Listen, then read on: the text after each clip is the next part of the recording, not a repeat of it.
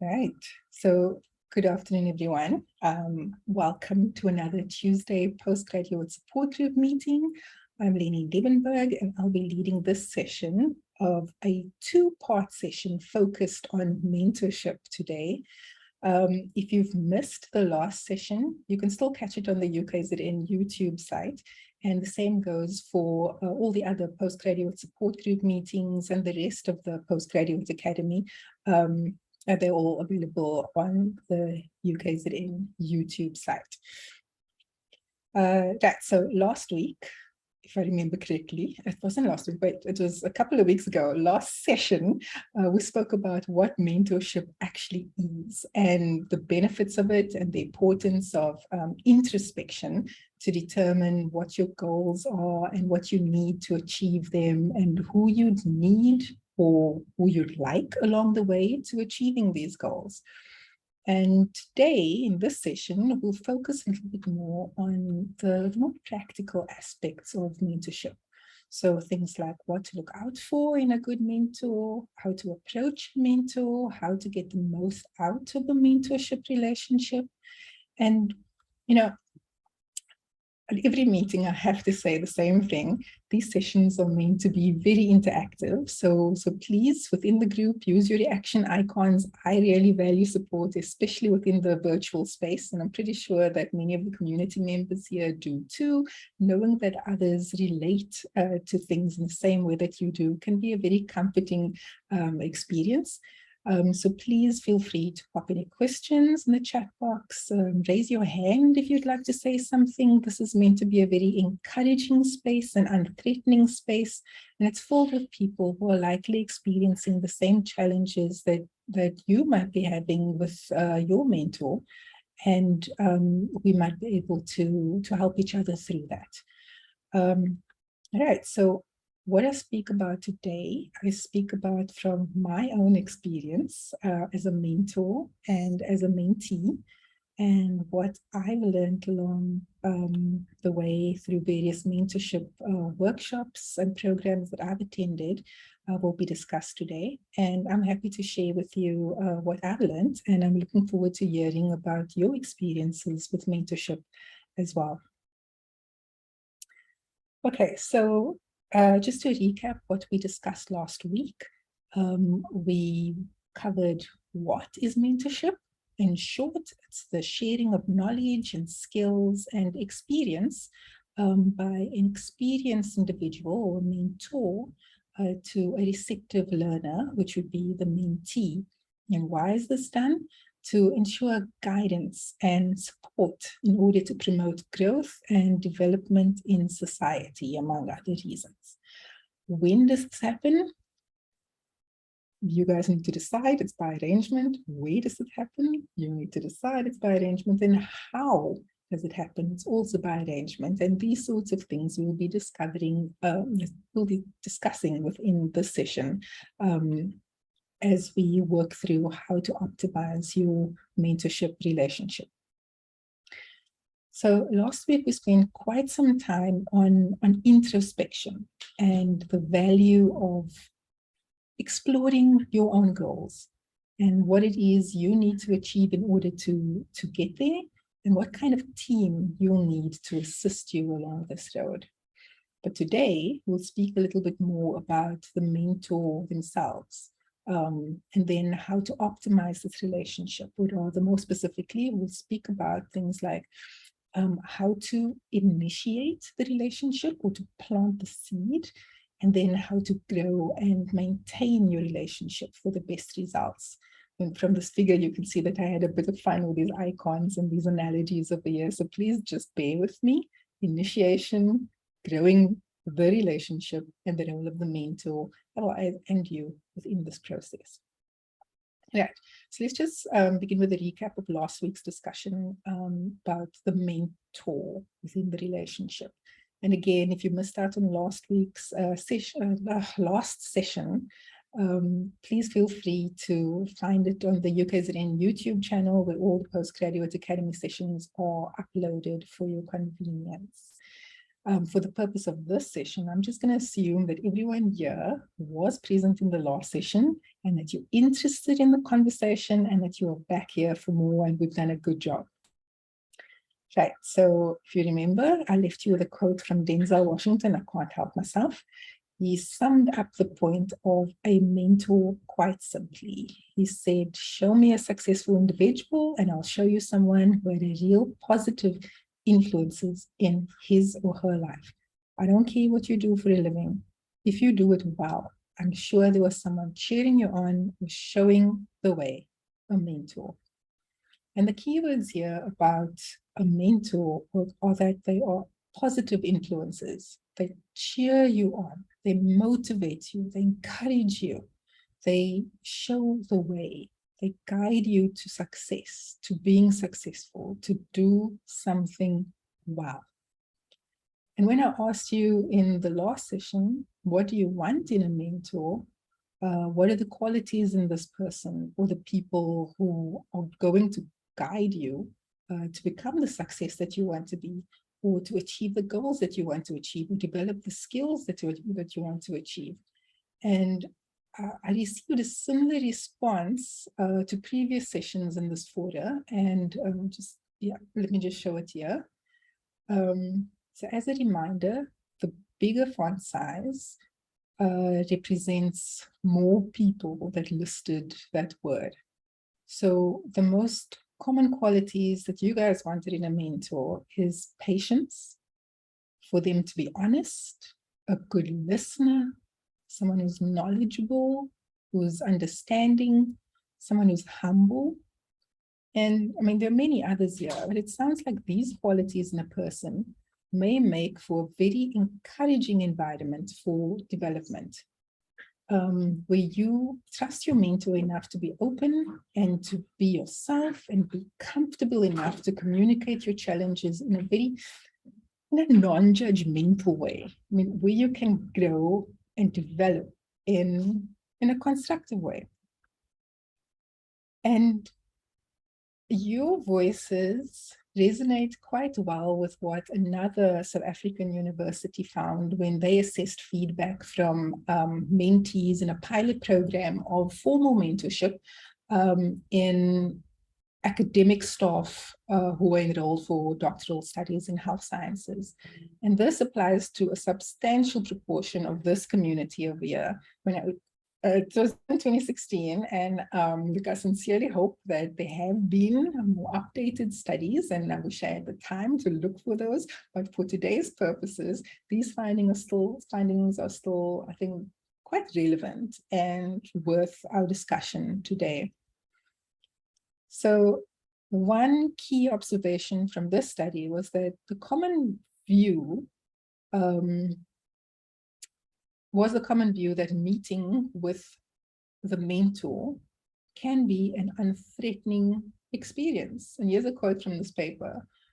Individual meetings can be unthreatening, safe spaces where mentees feel able to confront the challenges with which they were grappling.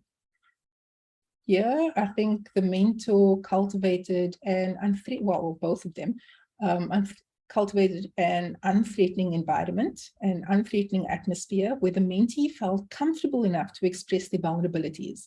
And ultimately, this is the essence of the mentorship relationship. You are admitting to someone that you need something, that you don't have something, that you may be lacking in something, or that you're facing challenges in acquiring something, getting something that's essential to you meeting a goal. You're asking somebody for help. You're putting yourself in a very vulnerable position, and you need to be able to trust that you'll be supported and encouraged to grow. So I especially liked it when this participant said this about their experience. They said, I find it really helpful as a safe space to deal with my insecurities, because I didn't feel like anyone was going to judge me, or I didn't feel like this person was going to mind. So that was very helpful. Now, in this case, I think this mentor was probably approachable or understanding and listening, someone who's attentive, someone who's honest, someone who's trustworthy, someone who's patient, etc. And it sounds to me like most of the things that you mentioned that you want in a mentor. Another common observation that mentees valued was being supported and challenged by their mentors in a way that had them feeling motivated and encouraged. They said mentorship serves as a balance between support and challenge, offering both motivation and encouragement. And a prime example of this was when one participant said, being able to plan things and having the mentor assist me to say, what's the next step? What are you going to do? And what are you going to achieve by the next time? There's the support and also the challenge, but in an encouraging way. Now, sometimes this works, sometimes it doesn't work. And perhaps you could put your thumbs up if you feel this way about your mentor, or thumbs down if you don't. And that is something that we can discuss how to fix later, especially if you don't feel this way about your supportive mentor. Was it blank? Okay. Let me just take a minute and make a point about that last slide for the discussion or in the chat box later. What I mentioned before over here, this supportive, encouraging, challenging mentor, is an example of when mentorship relationships go right. Sometimes mentors may think that how they are guiding, their method of guiding is meant to motivate and encourage, when in fact it might have the mentee feeling judged or too scared to communicate their feelings or about their progress or whatever challenges they are facing. And of course, this can be remedied in part by opportunities to review the progress of the relationship and to communicate honestly opinions about the mentorship relationship. And we can discuss that either in the chat box or towards the end of the session. I think I remembered that now. Okay. Last session, we touched on formal and informal mentorship relationships. And in a formal mentorship relationship, these mentors are very often trained or advised on how to behave in order to develop another person to advance in their career profile. And mentors who join the program are prepared and they're willing, they want to invest their time and their skills for this particular purpose. And they want to help the mentee achieve success. They want to share their own experience and motivate and challenge the mentee in a constructive manner. Now, of course, I'm always going to advocate for, especially in formal relationships, that the mentor and I suppose the mentee, if you want the best impact within the relationship, that both of you are well aware of your emotional intelligence and use this to communicate effectively. So, I mentioned this just because we're going to be having 2 follow-on sessions within this month, where Lou-Anne Moodley, I hope some of you do remember her, she will be discussing these exact topics within May. She's pretty famous for them. If you haven't seen them, please see it. If you have seen it, see it again. We'll be discussing what emotional intelligence is and how we can use that to communicate effectively. So if you feel that you and your mentor are not, like the chemistry is waning a bit, and or you've been spoken to and you're not appreciating how this person is coming across, or they might not be appreciating how you're coming across, so one of you is getting triggered by something, emotional intelligence and communication might be the key. At least in my experience. So look out for those sessions on the 16th of May and the 23rd of May, where Lou-Anne Moodley will be discussing those. Okay, enough with that plug. Back to formal mentorship bodies. Right. So those who've experienced a role as a mentee or a mentor in a formal body may be familiar with the general guidelines for interactions. And on the screen here is an example of is an example of the guidelines for mentors from a formal mentorship body. The content is generally similar to that of other formal body guidelines that I've experienced, and mentors within these bodies, they prescribe to this code of conduct within the mentorship relationship, as do mentees. And we'll get into that in a little bit, but I'd just like to emphasize a few key responsibilities for the mentor here first, like to listen without judgment, or provide advice and other constructive contributions when they are asked. The mentee will set a meeting and circulate an agenda. The mentor will acknowledge and agree to the content of the agenda for each meeting. If you're not doing that, I would highly recommend that that happens within your relationship. The mentor should provide honest feedback and timely feedback, and the list goes on and on and on. And you can read more of this at the website below. This comes from the African Academy of Sciences. I'm a mentor there, and I found this incredibly useful. There's also other sources of information regarding how to optimize your relationship at that site. So when you begin your mentorship relationship, whether you were matched through a program or whether you asked somebody to be a mentor on your own, it's generally good to discuss the responsibilities of mentee and mentor right up front, so that there are no assumptions, that there's clarity, that everybody's on the same page, everyone's comfortable with what they're supposed to be doing and what they can expect from this relationship. And at the end of the session, Rita, are you here? Okay, I see you in the participant list there. Would you like to discuss the School of Clinical Medicine SEM plan for a pilot program of formal mentorship? Yeah, or would you like to discuss it in the end? So I'm very excited about that. Hi, Lenine. Hi, everyone. I'm happy to discuss it at the end. I think I don't want to break everybody's train of thought. I'm really enjoying the presentation so far, and I want to relax. Okay.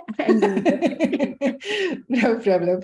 Okay, so as a teaser then, so we have a representative of the School of Clinical Medicine here to discuss a formal mentorship program that they'll soon be piloting within the university, and we'll discuss a little bit about that towards the end. So stick around. I'm looking forward to that too. Okay, so whether you are in an informal or a formal mentorship relationship, whether you are matched with someone, whether you found your own person, whatever your boundaries or rules or both, whatever you agree to, you'll probably find that there are characteristics that are common between the mentors within each relationship. Within a good mentorship relationship, let me rather say. And here's a good way to remember them. A good mentor is elite. Don't come at me about this acronym, just listen. E. The mentor has experience in the area that you would like to develop. Of course, they have to be, there should be skills. You want this particular thing from them. Listener. They should be a good listener. They should show interest in what you're saying. They should understand what you're saying and also be able to reflect back on you the important aspects of what you just said. They're not just looking like they're listening, they are actually listening, they're actively listening. They pay attention to what you're saying, and you can see this through their body language. They're keeping eye contact. They try not to limit, they try not to interrupt you. I hope they're not interrupting you. They reduce background noise. They're switching off their emails. Their phone is silent. They are focusing on listening to you. Yeah, I like that about mentors, listening. Inspiring. Mentors may share their personal visions or visions of other leaders that they've experienced. They will inspire you by describing their own experiences, their own mistakes. That really works for me. Their own successes, things they've experienced, or maybe things that they've experienced from other people or heard other people describe along their way to achieving their own goals. They might talk to you about people or events that have inspired them along their journey. They may even introduce you to their colleagues who can be of an additional source of inspiration for you. T for trustworthy. They keep your conversations and any communication that you have confidential. I think that is something that you two need to, agree on upfront. I don't want whatever issues I discuss about in my vulnerable states to, be spoken about at the water station or something. They should honor your what you said. There should be that level of trust. They should also honor scheduled meetings and calls, as should you. That's also a sign of trust. You trust each other's time. You value each other's time. They need to be consistent in how they show support, how they show interest in what you're saying. They need to be honest with you, as you would need to be honest with them. And then finally, encouraging. It's very similar to inspiring, but I like this one as well.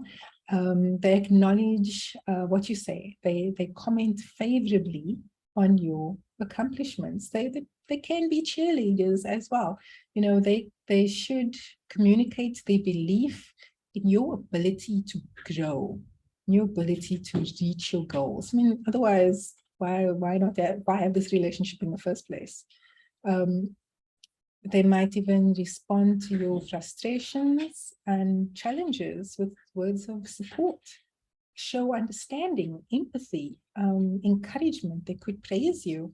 And honestly, if they can't, maybe they'll introduce you to somebody who can, that might be useful.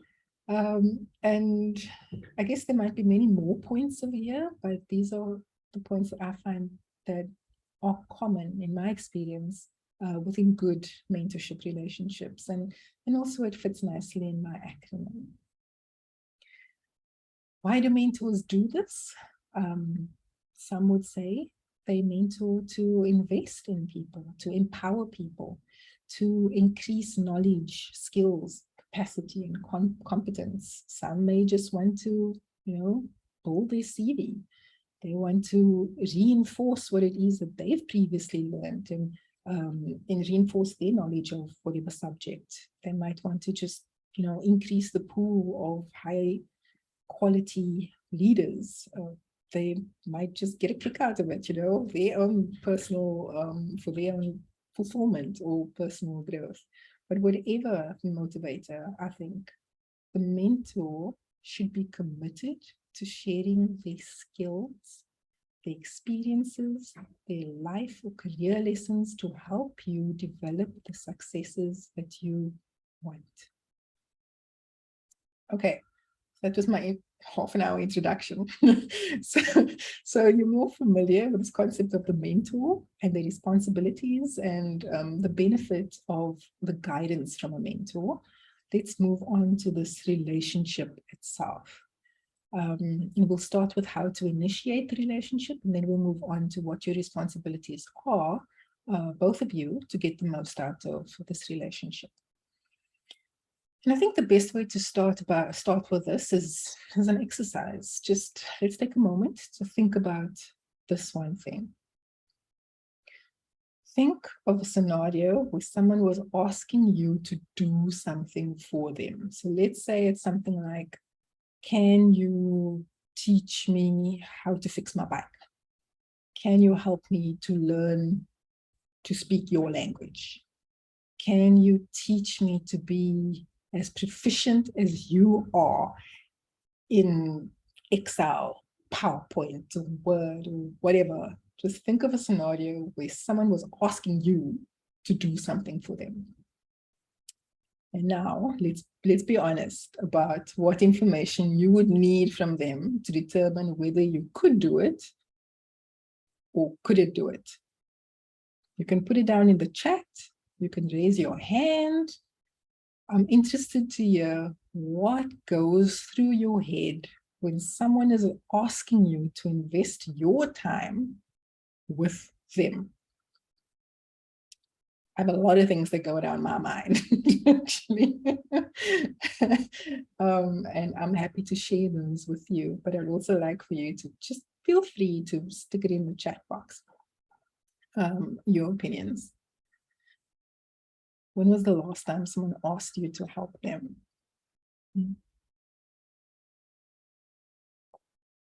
And what was the decision? What made you come to the decision about whether to help them or not?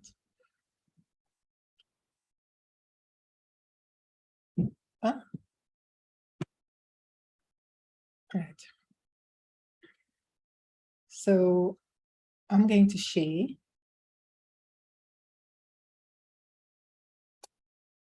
my thoughts about it.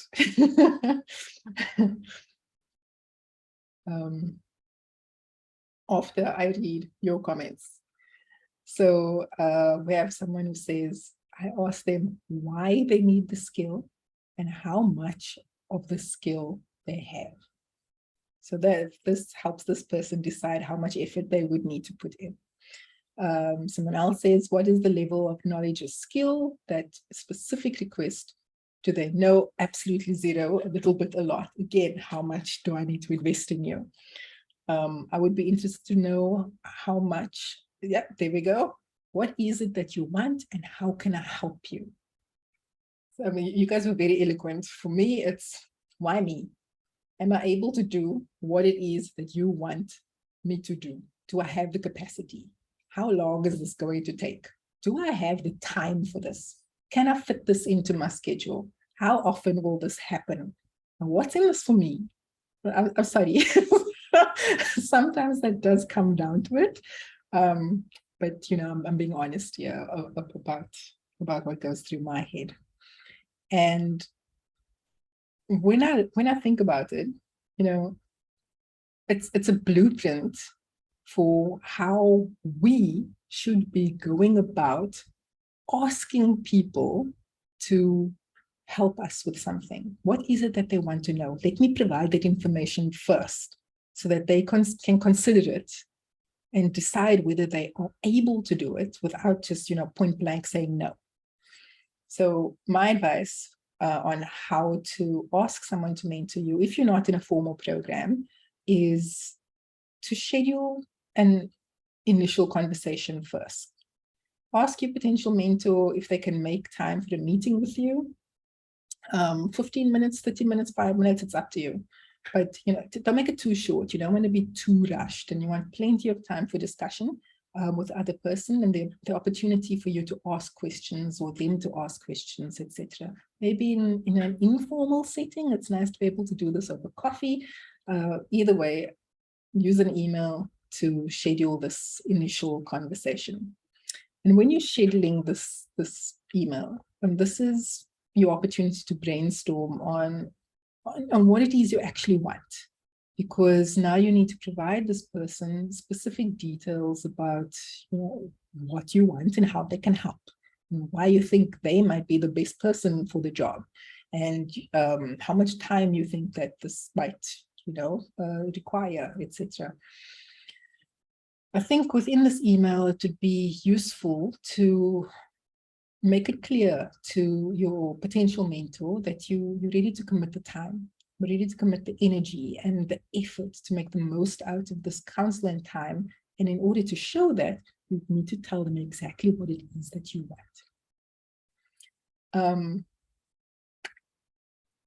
Don't be disheartened if you don't hear from them after this email. Sometimes people are really busy and actually just cannot invest within a mentorship relationship right then. Just follow up. Don't hound them. Check in maybe 2 or 3 weeks, days, weeks after your initial contact. Just check in politely. See whether they've received your mail. But, you know, after that, if they don't respond, I would assume that they actually are not able to commit. Then it is time for you to work your way down your list of people who might be able to help you with the specific thing that you would like to a specific goal that you'd like to achieve. So let's say it was favorable, or the outcome was favorable. You are going to meet this person who has to consider now whether this mentorship relationship is something that they are going to take on. So at the meeting, I would suggest that you are punctual. Remember what I said about trust, that you are polite. Remember, you're asking somebody for something, that you are to the point, that you are clear about what it is that you want. State what you're looking for. State why you think that they would be a good fit for this. You might even want to offer something in return. You don't always need to do that. Some people do. Most mentors would just say, we don't want anything from you. Your success is my success. I'll do that, mostly. And I'd like to say also, lastly, keep to time. Don't I often do this. I ramble a lot, and keeping to time means that you respect this person's schedule. And that also feeds into trust. Okay, I think that was the initiation. Let's move into nurturing this relationship. Let's just assume that mentor says, yes, I have the time, I have the skills, and I'm interested in helping you develop. Okay, so when you ask people, as I have, what is the best aspect of your mentorship relationship? I'm just going to give you a little bit of feedback that I've had that came from similar mentorship sessions held. So these are opinions from postgraduates like you. I'm glad to have a secure, confidential space to share my fears and challenges and to get sound answers to my questions. So this is the best aspect of this person's relationship. Someone else says, I feel comfortable enough to say what I want without any judgment. Yay. I feel free to disagree with advice or my mentor's opinions. I even think that they value that I challenge them as well. Excuse my paraphrasing. We have dedicated meeting times where all the attention is on me and my development. I trust that my mentor has my best interest at heart. I connect with my mentor. I feel respected. I respect them. So that sounds pretty good, the best part of a relationship. But you know what? Things can go wrong. Many things can go wrong within a relationship. And what is the result? The end result is that you will not be able to meet the goals that you set out to achieve, or at least not without any sort of fallout. And we want to avoid that. So here's another collection of complaints that I've collected from another program I'm involved with. These are common complaints received from mentees. Mentee says, my mentor didn't let me get a word in at all. Let me tell you, that's actually happened to me, and we don't have a relationship anymore. I was the mentee. My mentor took calls and answered emails during our meetings. So this mentor didn't respect this person's, the atmosphere wasn't a safe space for this person to express themselves because they were not being listened to. My mentor discussed the meeting content with others. My mentor stole the research ideas I discussed with them. My mentor could not relate to my situation and challenges. These are real things, and they can happen. And to me, it seems like these are breaches of something that should have, if they wouldn't, confirmed in the beginning of the relationship. And these are also now common complaints from mentors, because there are two sides to every story.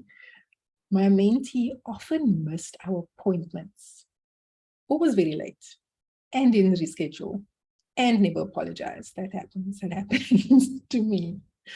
My mentee did not attempt or complete the agreed activity. My mentee was not involved or focused during the discussion. My mentee sent me a WhatsApp in the middle of the night, expecting an immediate reply. So yeah, things can go wrong, And let's discuss now a few tips to prevent these and to optimize the relationship so you get to meet your goals, again, with limited fallout. So let's say that you've approached your mentor and they've agreed to mentor you, and they are elite, and they have all the characteristics that you are looking for in a mentor.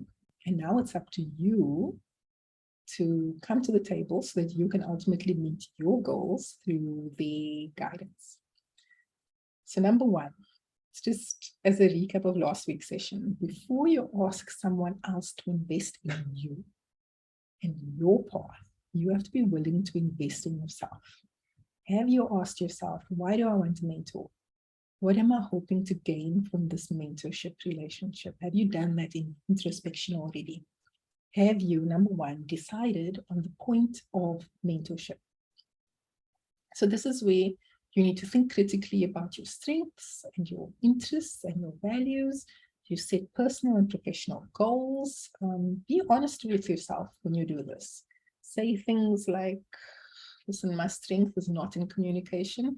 I need help with that in the setting. Or my strength is not in leadership. I need help in the setting. Or I need to know more people. I need to be able to put myself out there. I'm being honest about that. I need help with that. Be honest about your strengths and your weaknesses so that you know how to develop. And then be honest about who you'd be able to, who you'd need to help you with this. Now for me, I know that I can't deal with abrasive people. I don't deal well with condescending people. I don't like that they trigger me. I struggle to control my emotions. I mean, despite Lewin's advice, I know now. I know what I need, and I need somebody who's patient with me, who's willing to work with me. I'm going to put in the effort. I'm going to try and achieve these goals, but I need to do it in my way, and don't speak to me like you're putting me down. So I know what I want, and that is something that I've decided on, and I'm going to discuss with my mentor. Of course, be clear about your needs. You decided what you want. You contacted someone who's interested in being your mentor. They need to invest in you, to voluntarily invest in you. And now's the time to be very clear about your needs. So when both you and your mentor are clear about these goals, about what the target outcome of this relationship should be, you can work together to reach it, and you can share this sense of accomplishment between the two of you. That's, to me, I really enjoy that out of a mentorship relationship. So I think what really, really helps for me to be clear about your needs is to draft a mentorship agreement from the get-go. And you can get examples of these online. I've mentioned the AAS website. It's just a document that both of you agree to, and you're both clear upfront about what you want to get out of this relationship. So you discuss things like how often you'd like to meet, in what setting you'd like to meet, virtual, in person, what are the boundaries of the relationship. Please don't message me after 5 o'clock at night. I have a family, I have a work-life balance, things like that. When you agree to what it is you want and how these goals are going to be met within the relationship, then, that's half the battle won. Be honest, yes, let them know if you don't understand something. That speaks to trust as well. Now, I just want to touch on this last one. Recognize your mentor's limitations. We are all people. Your mentor might be absolutely phenomenal. They might, but they might have a limit to their knowledge and their abilities. They can only share a certain amount. And don't be frustrated, please, when this does happen. Discuss that you might need some more, and ask them if they could recommend somebody, introduce you to someone who might be able to help you with another aspect of your development. I think that's the best way to work through that.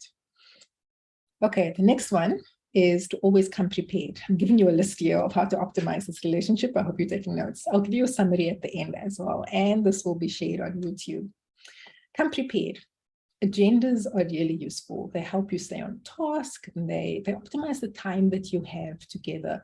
And if you, as a mentee, draft your own agenda, it shows how dedicated you are to making progress, and it ensures that these sessions are productive. So plan a rough outline of what you want to cover before the session, share the agenda with your mentor beforehand, just to give your mentor an idea of what you'd like to focus on during this meeting. And it's useful to prepare some questions, prepare for some questions, and give some dedicated time to this towards the end. But related to this, let me give you an example. Let's call this person Jack. I experience people like Jack from time to time, so please don't be like Jack. So Jack will rock up to this meeting, right? I'm the mentor. He's a lovely person. He greets me, we exchange pleasantries, and I will say, hey Jack, we have an hour scheduled for today. What would you like to discuss? And then Jack draws a blank. Jack is just there because this meeting is in the diary, and he doesn't really want to, engage, and he doesn't want to disappoint the mentor by not pitching up. But Jack actually just wasted both of our time. Don't be like Jack. Always come prepared. Take action. Right. So take notes at your sessions and create an action plan. It's a blueprint for what it is that you need to do by the next meeting, what it is your mentor needs to do by the next meeting, or whatever date. And this thing provides some more focus for the time in between your sessions. Let's say you're meeting every month or so. And then in your next meeting, you have these action items, you follow up immediately with a summary of the session. You list your actions and any ways that this mentor can support you in that meeting and within the next meeting. And once you finish your session with your meeting or with your mentor, please just always take the lead in booking your next session with your mentor, just to make sure, you're being proactive about this, putting yourself in your mentor's diary, so that nobody forgets about this. And also, again, don't be like Jack. Just because you're in the diary doesn't mean that you mustn't come prepared. I sound like I'm scolding. I'm sorry. I hope I don't come across like that. It's meant to be encouraging. Okay, reflection. Reflection is really important. This is how we determine whether this relationship is actually working or not. Ask for feedback. So here I'd say reflect on your accomplishments, how you've grown within this relationship, and share any learnings with your mentor. If it's positive, let them know. There's nothing more exciting, rewarding for a mentor than seeing our advice come into practice and grow as a result of it. And so it's useful to also just keep the mentor in your loop, in the loop when you succeed. That's awesome for us. Your mentor is here to help you. So I'm speaking about feedback in particular. Ask things like, which parts of my approach concern you the most? What do you think is working? What is not working? How can I improve? What could I do differently that would have the greatest impact on my success? What would you do in this situation, etc.? So that's useful to know. And of course, there's going to be feedback. We should embrace feedback. Sometimes we take feedback personally, and we generally shouldn't. Don't take negative feedback personally. Rather see it as a challenge to improve. Your mentor is there to help you. They'd be doing you a disservice if they didn't provide honest feedback and sometimes critical feedback. And I'd like to think that within your relationship, it's a constructive criticism. And closing your mind off to this criticism might actually just hinder any progress that you'd be making. determine whether the comment is valid, and take it from there. The last point, try to see things from a new perspective. I say this because mentors may be of a different gender, different culture. So, I mean, there are going to be differences, and it would be useful to be respectful of that difference. And that also comes with emotional intelligence. And I hope that we stick around on the 16th of May for that session. Be responsible for your development. You're the one who wants something, right? So be the driver and follow up with your mentor about this, about what it is that you want. Seek additional resources. You know, you're not depending on your mentor to do things for you. You're doing it, you're asking for guidance. Seek these additional things like books or videos or courses to help you meet your goals as well. Be engaging, ask questions, and actively participate in the conversations. Another, respect and value your mentor's investment in you, and be dedicated to learning and practicing new skills. The more work I think that you put in a relationship, the more you're going to get out of it, in my experience. Ask insightful questions and listen. This is a big one. So while it's very tempting, and I do it a lot, and I'm so sorry about it as a mentee, as a mentor, I like to listen, but as a mentee, I see it as an opportunity for me to just talk.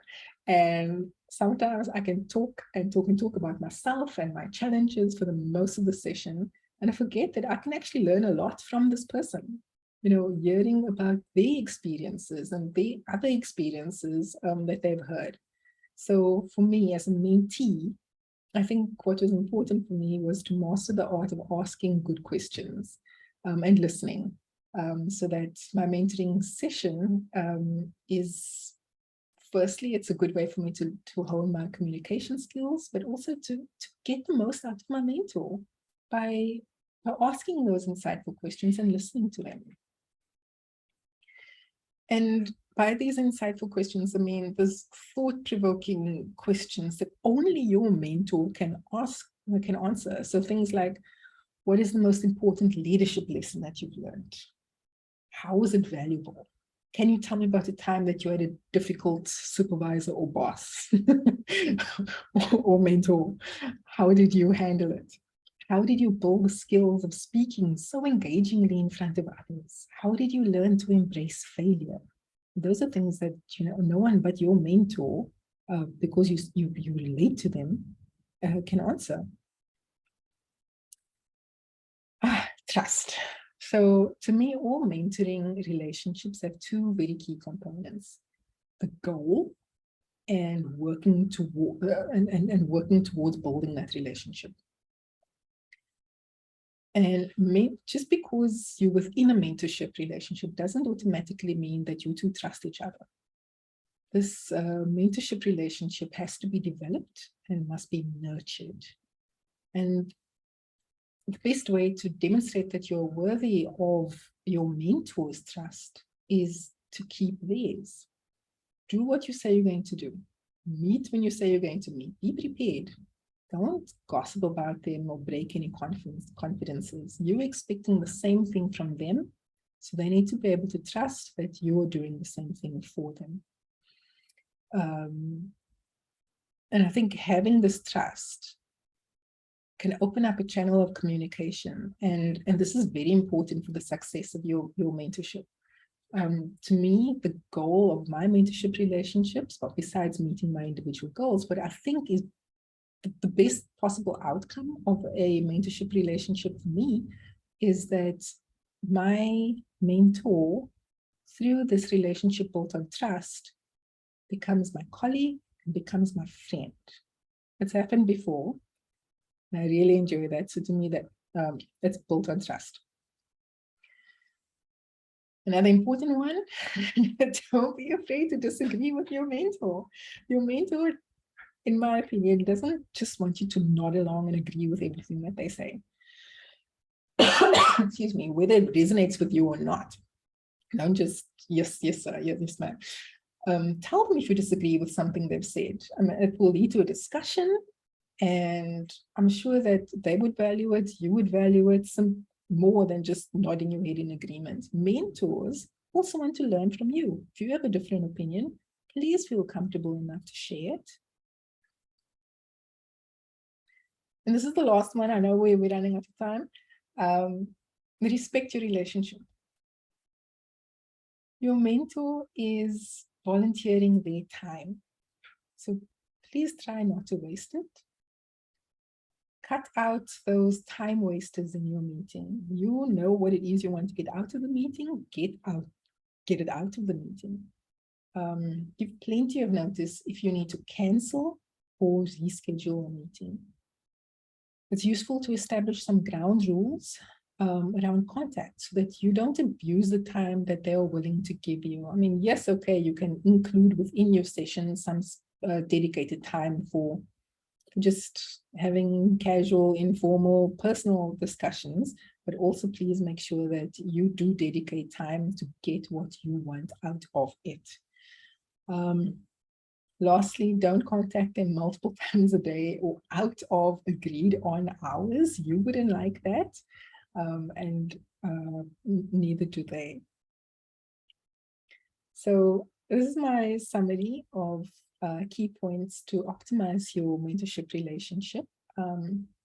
Once you've decided on the point of your mentorship and you've acquired a mentor, be clear about your needs. Always come prepared. Take action, reflect and be open to feedback, be responsible for your own development, ask insightful questions and listen. Excuse me. Develop trust, showed you how.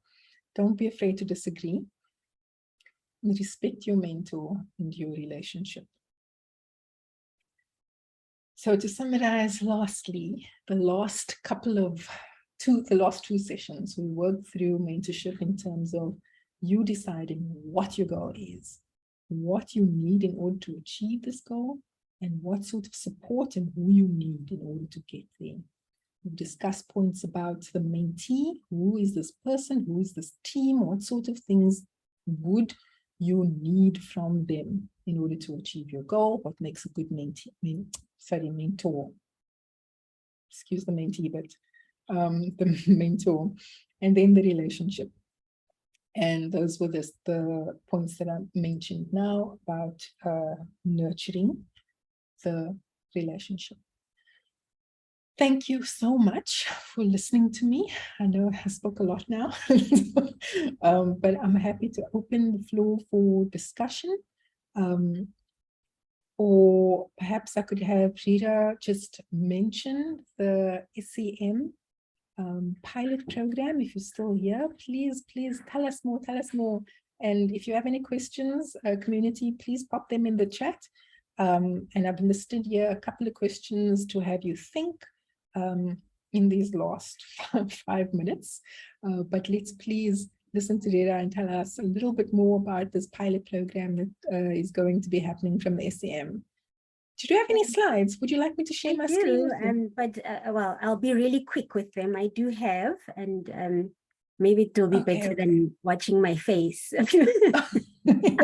I'm so sorry. I tell you what, let me make you a co-host and I will stop sharing and then you can share. But in the meantime, everyone, if you've had a quick look at what I've had on the screen, if you'd like to, you can pop any questions. Oh, there you go. You can share. Fantastic. Okay. There we go. Would you like me to start, or do you want to just maybe continue the discussion and then I'll... No, I think there have been points on listed, and if anybody would like to address those in the chat box, they're welcome to do that as well. Let's hear about this mentorship program. I'm excited to hear. Thanks, Lenine. Thank you so much for having me here.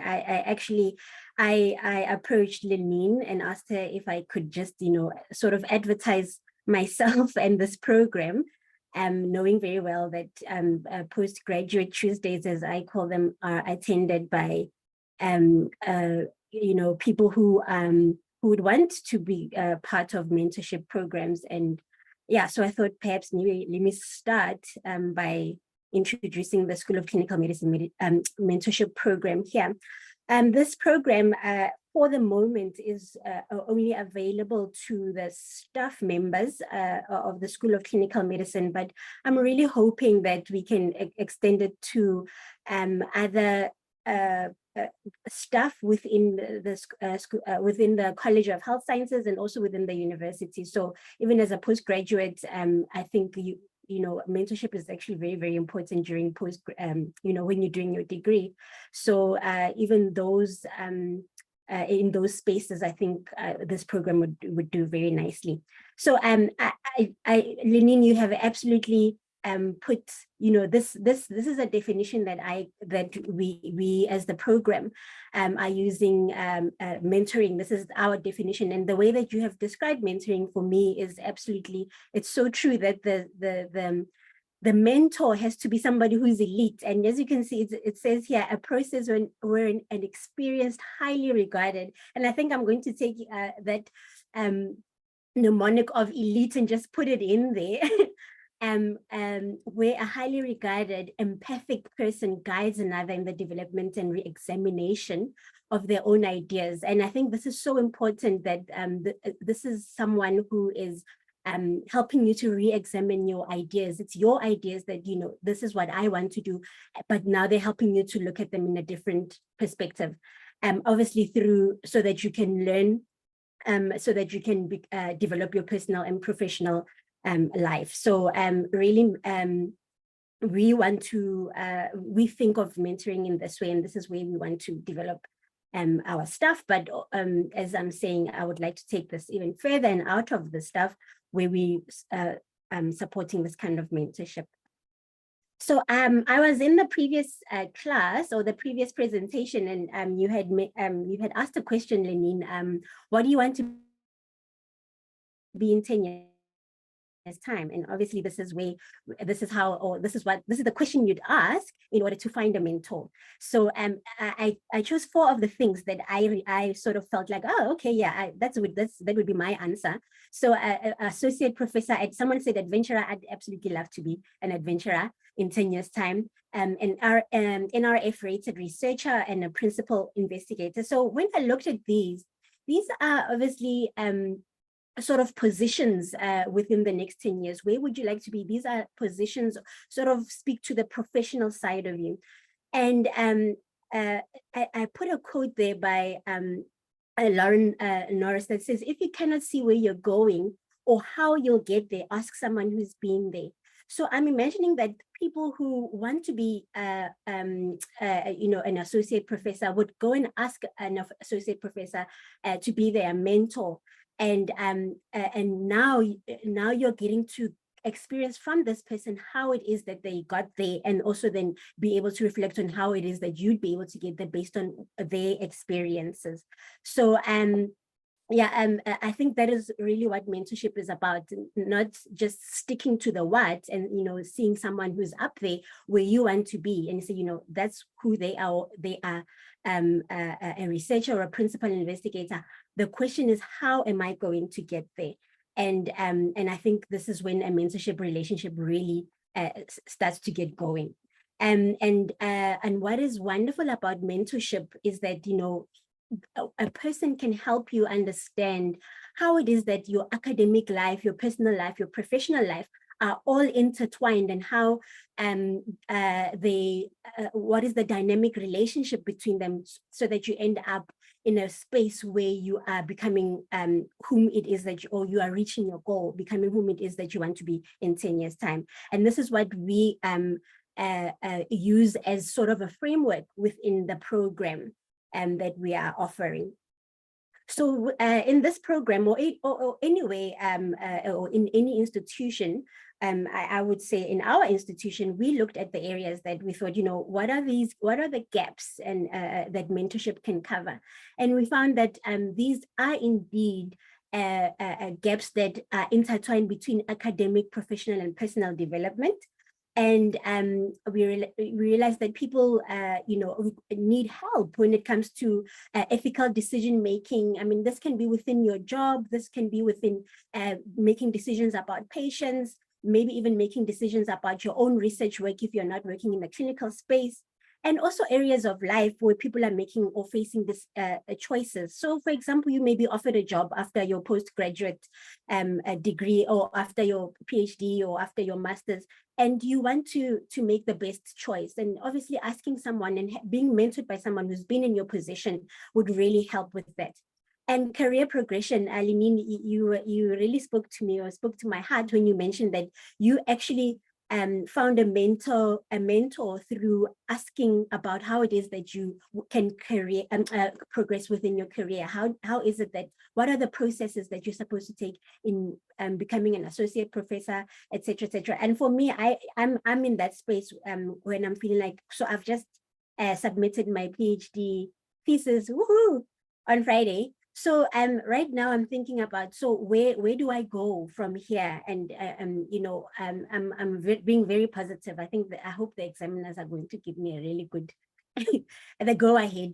But this is a point in my life where I need someone I can trust to discuss with me my career progression and where I want to see myself and how it is that I can get there. And also, mentorship can also help within working relationships with colleagues. Perhaps as a new member of an institution, maybe after you know, getting your degree, you may not know the work environment as well. And if you have a mentor who can guide you through how it is that you're going to work through your relationships with colleagues, that's very helpful. And that is a gap for us, especially when we come straight out of school and we go into the working environment. And so all these areas, we found that they gaps, and then they can be covered through mentorship and through this mentorship program. So I want to give you a little bit of a background or a definition of what a mentorship program is.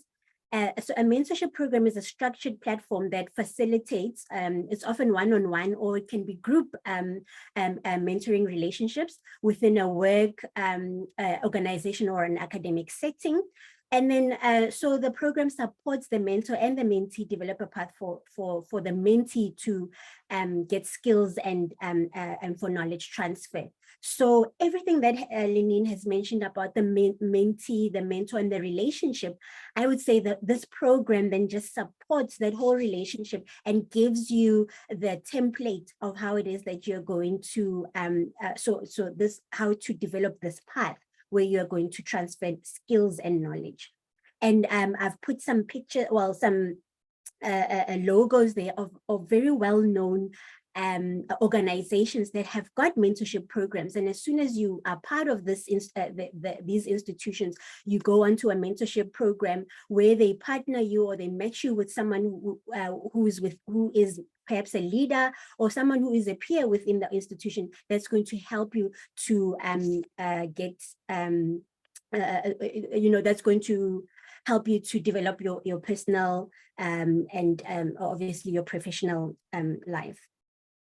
So I'll be very quick here. Lenine, you really mentioned and you put forward all the benefits of what a mentee and a mentor relationship brings to the mentee and to the mentor, but I'd like to just highlight the organization. So whenever you're working within a mentorship relationship, it is usually within a workspace. And when you have a good relationship between a mentee and a mentor, it helps to promote, for example, the strategic objectives of the institution. For us, it will be our school. It will also help with career path progressions. People don't really know what are they supposed to do if they want to get to a point where they are a principal investigator. What are they supposed to do when they want to get to a point of becoming an associate professor? What needs to be done in between? And it also helps to establish a healthy work environment that's focused on the well-being of other people or of the staff. So when you have a mentee and a mentor who work together, and the mentor usually maybe in a senior position, and gets to understand the life and the challenges that this perhaps junior mentee is going through, they then can assist in creating an environment that's supportive for even the most junior member, and that really works well throughout throughout the organization.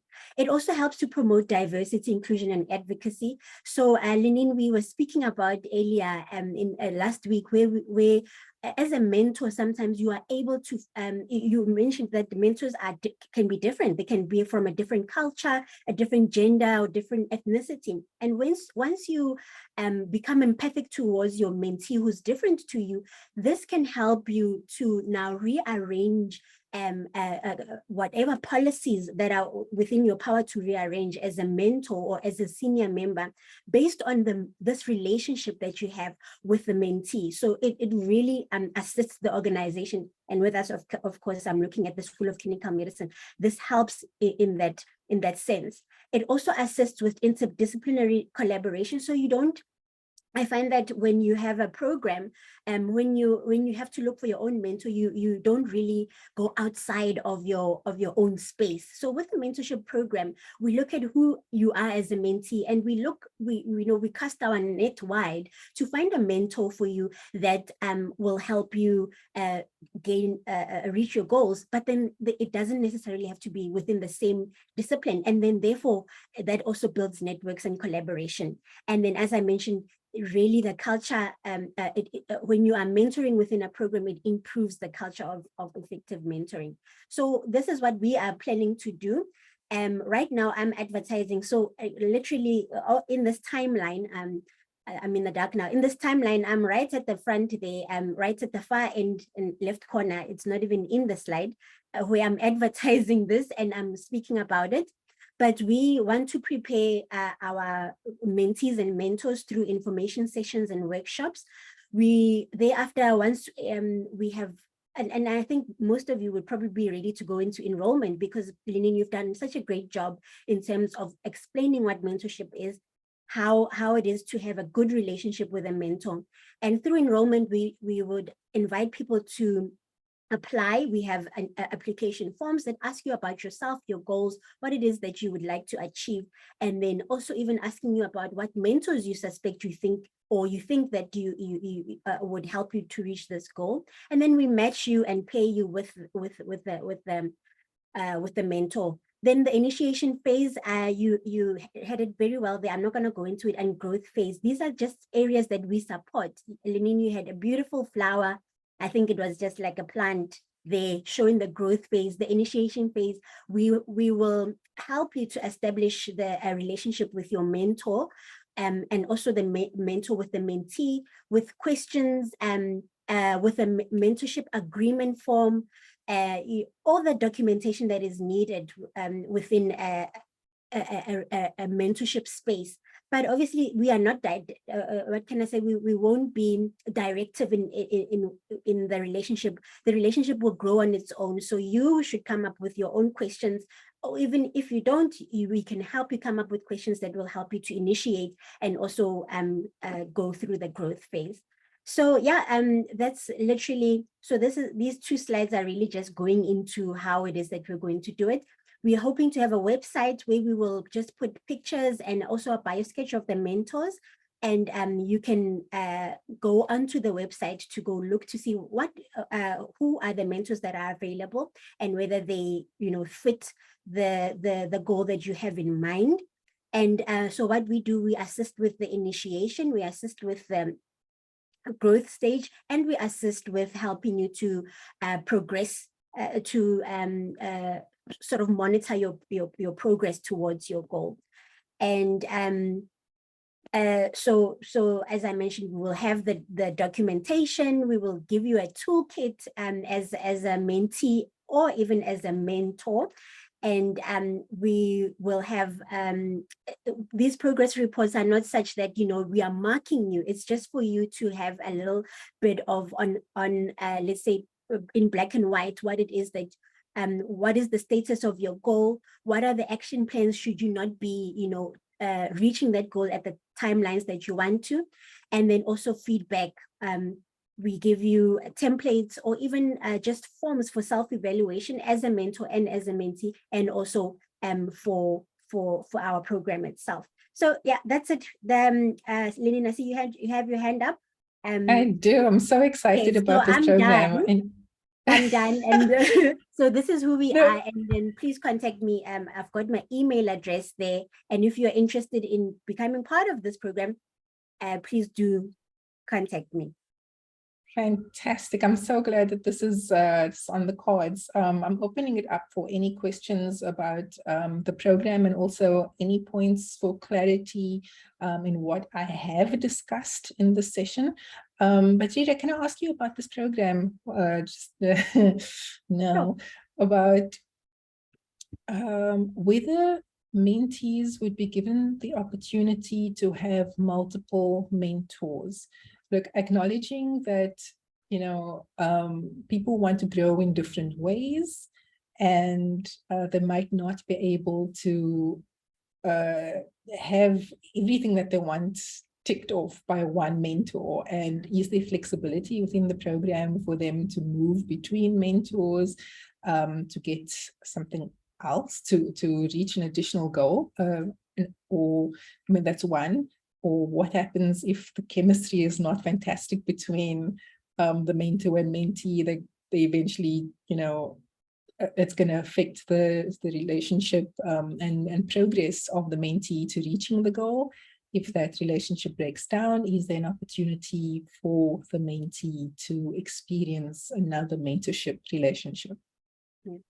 Yeah, thanks, Lynn. Those are absolutely very good questions. And yes, there is an opportunity for the mentee to have multiple mentors. And in actual fact, that's what we encourage, that, you know, there are different aspects within the organization, or different people that you may want to engage with, depending on your goal. So you may apply to us depending on what your goal is. And yes, so we really make it available to the mentees to have different mentors. Maybe we may limit the mentors' ability to have many mentees, because, you know, that if you don't have time for your mentors, that's also going to be a problem. But definitely with the mentee relationship, where you can have multiple mentors. And also you are allowed to give us a timeline. You can say, I'd only like to be with this mentor for 12 months. And that's because at the end of 12 months, I want to have, I want to be able to present, you know, at a conference, for example, to have the confidence to present at a conference. And once you've reached that goal, then you want to go to someone new. And then secondly, yes, we have feedback and progress reports. So with the progress report, if you're feeling like you're not progressing and you'd like to change your mentor, we facilitate that. And of course, if you have a progress report, then all of this is written down. All of this, you have sort of evidence that, you know, this is what we have been doing, this is how we've been doing it, but we're still not reaching our goal. Can we then change and have a different goal, or a different mentor, or a different, you know, how do we work our relationship that we can get to the goal that we want? So definitely there is. Fantastic. Yeah. So when does it start? When do we enroll? When do we sign up? As I told you, so I'm right there off the slide on the left. But so I'm hoping to have the information sessions and workshops starting within as early as next month. And then we'll take it from there. So so obviously the appetite of mentees and mentors will help to run the program. So once we've done the information sessions, then we'll see how enrollment goes. So I'm hoping to start this already by next month. Fantastic. Thank you so much for the information. I hope that that it gets well supported. There's definitely a need for mentorship within the school itself, the university, anyway, where people want to develop. I know we've gone way over time in this presentation, but I feel like the contents were so relevant that it deserved the extra time. And this is a recording, so if you can stick around online, please do. Are there any questions for either Rita or I before we move on? I don't see any hands or any questions. I really hope that this was a productive session for you, that everybody leaves here with learning something new, and are convinced that mentorship really is important. And now with more tips on how to nurture your relationship to get the best out of it. If you have any further questions, you're welcome to email me. Rita sent her email in the slide as well.